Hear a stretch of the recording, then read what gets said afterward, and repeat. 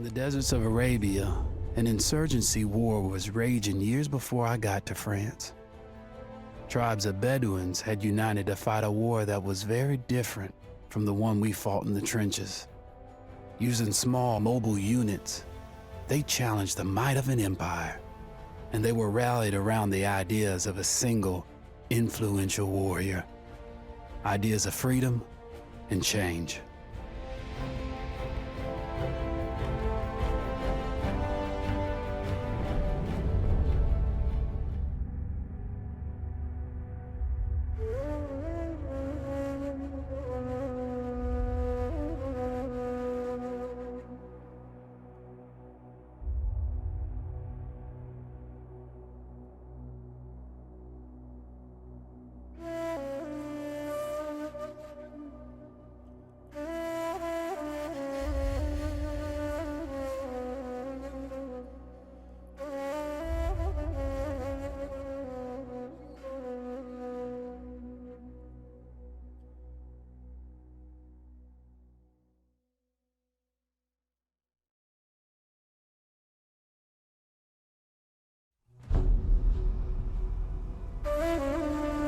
The Arabian Desert, a vast ocean of drifting sands and scorched, sun-baked rocks. Beneath these endless dunes, oil, the lifeblood of our new mechanical century. For more than 400 years, the Ottoman Empire has ruled these lands, controlling all that's to be found here. But the Ottomans do not rule unopposed. Small bands of Bedouin rebels have united to overthrow the empire. They strike without warning and then vanish into the desert. Fighting alongside them is a lone British officer whose exploits have earned him wide renown. The world has taken to calling this man Lawrence of Arabia. In the desert, you rely on good planning, but you also hope for a dash of luck. And luck was with us when we learned of a recently derailed Ottoman train carrying a most interesting piece of cargo. A small patrol had joined the Ottomans who survived the crash. Together, they guarded the wreckage and waited for reinforcements.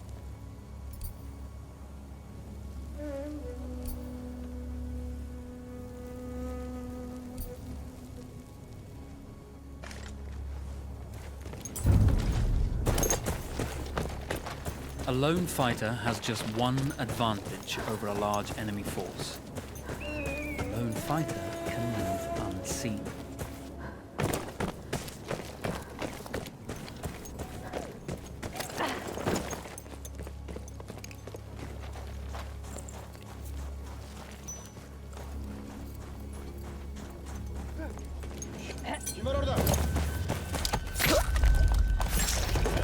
Though powerful and efficient, firearms would often attract attention. You had to be prepared for the Ottomans to respond in kind.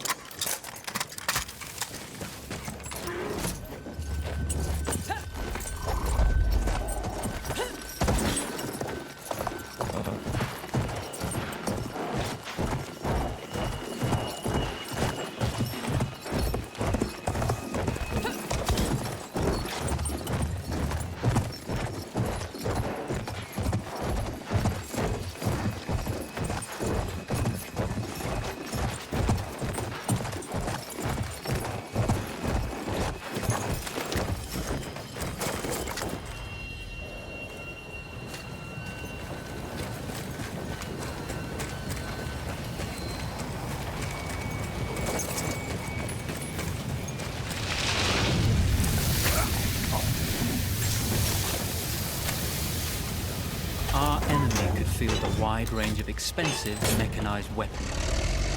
We learned to acquire little of his own at a much reduced cost.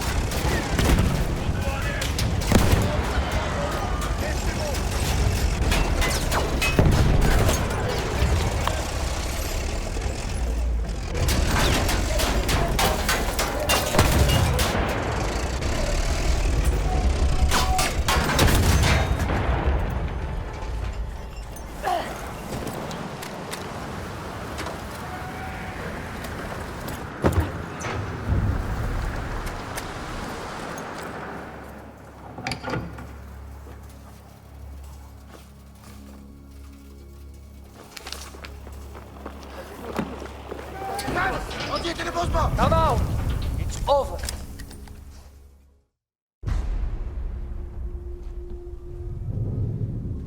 Well, you did not think we would be fast enough to catch you here, did you? Lawrence of Arabia.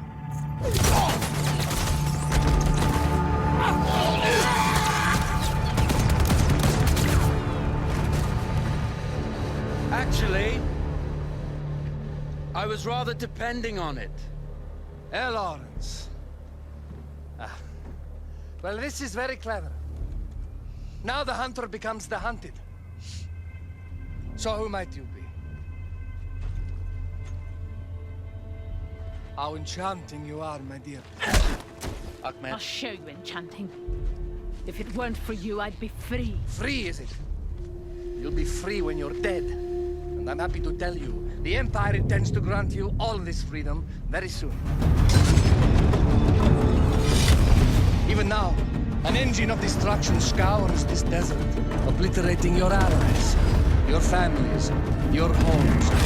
Soon there will be nowhere to run. Nowhere to hide. Soon all that you know, and all that you love, will be ashes. You will all be free to die. Oh, you animal! Zara.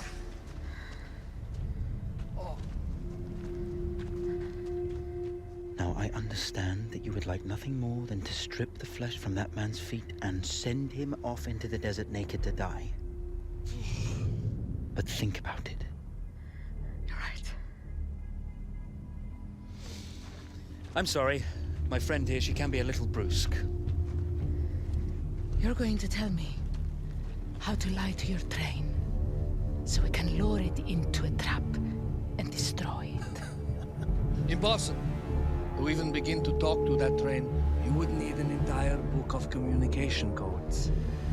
Oh, like this one, you mean? You can never stop the progress of machines. One day, the whole world will take your lands and the precious black gold beneath its sands. We shall see, my friend.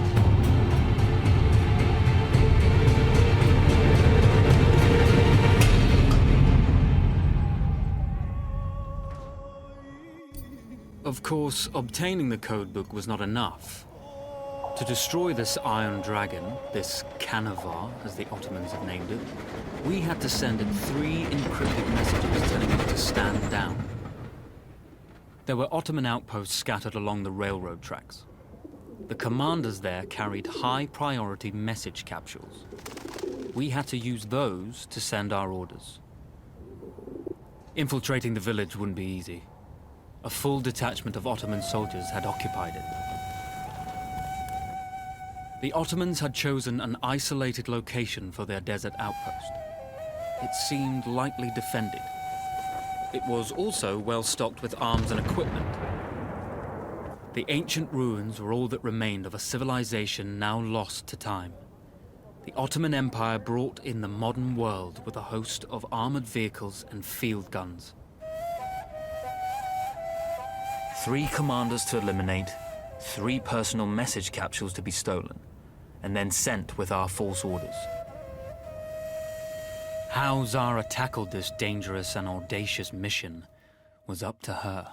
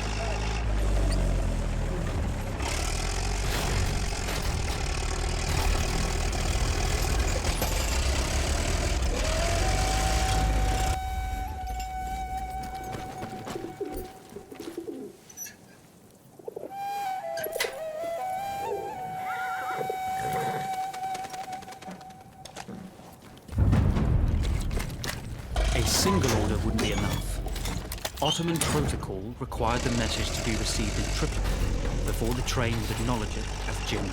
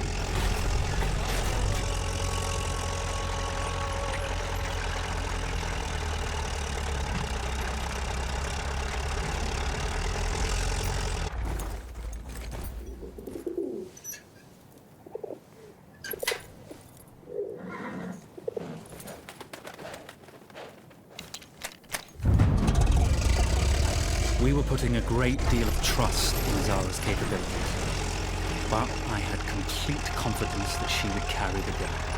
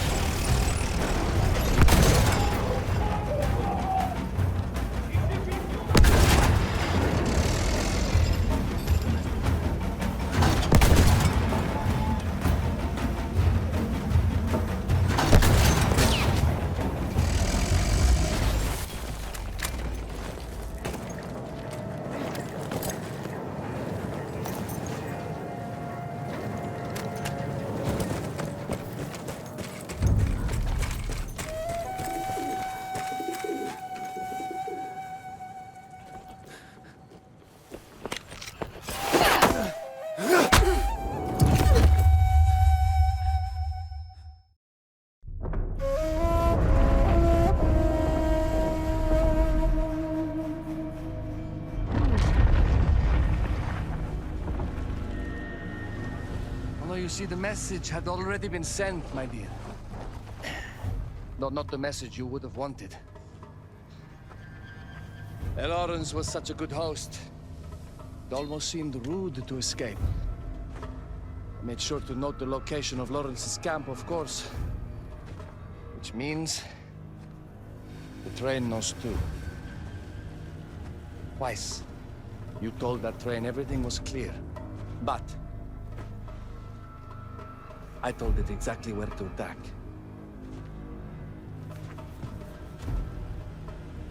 The beast has your scent, my dear.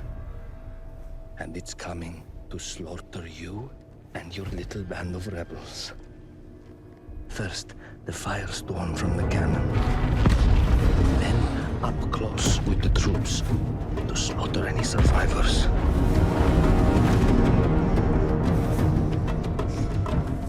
The legend of Lawrence of Arabia dies tonight.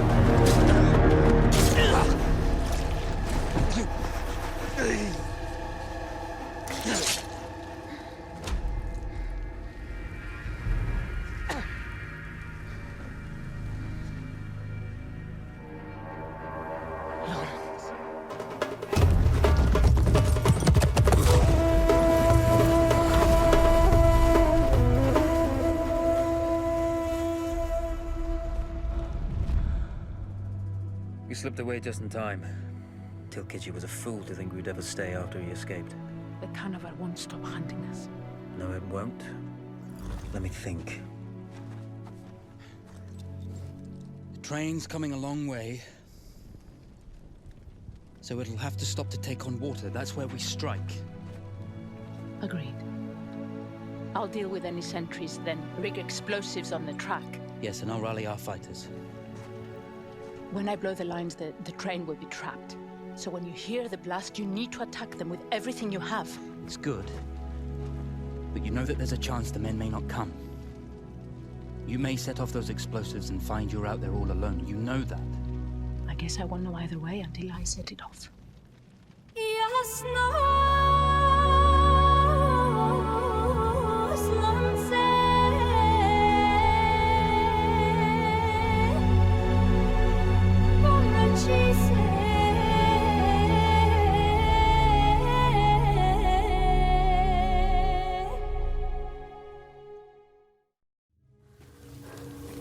Man makes plans, and God laughs. As it turned out, the small town where we would ambush the train had a significant enemy presence. Those troops would have to be dealt with before the explosives could be set.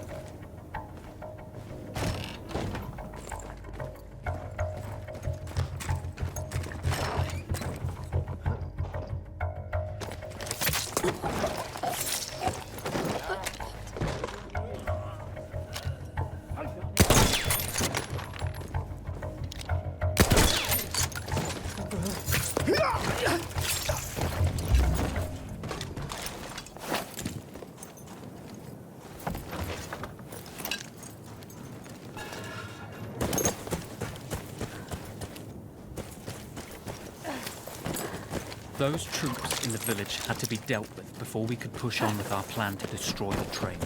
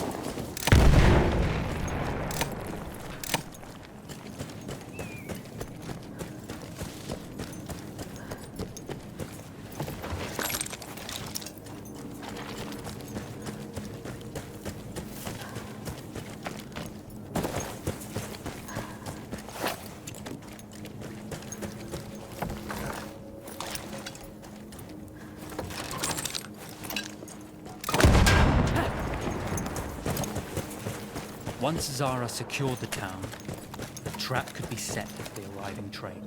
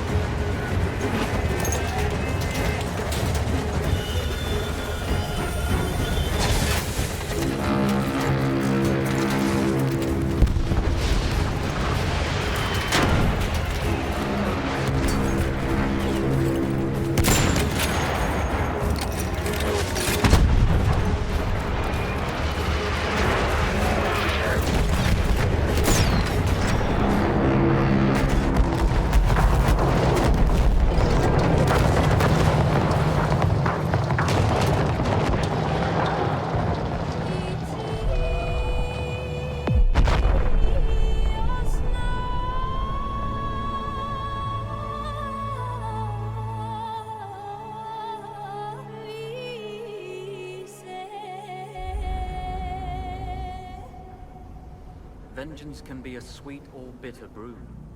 How did you find it, Zara?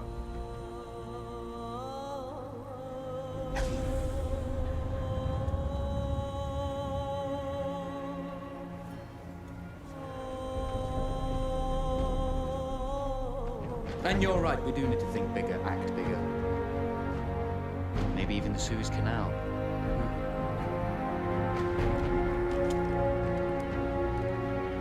Tell me, What do you know about battleships?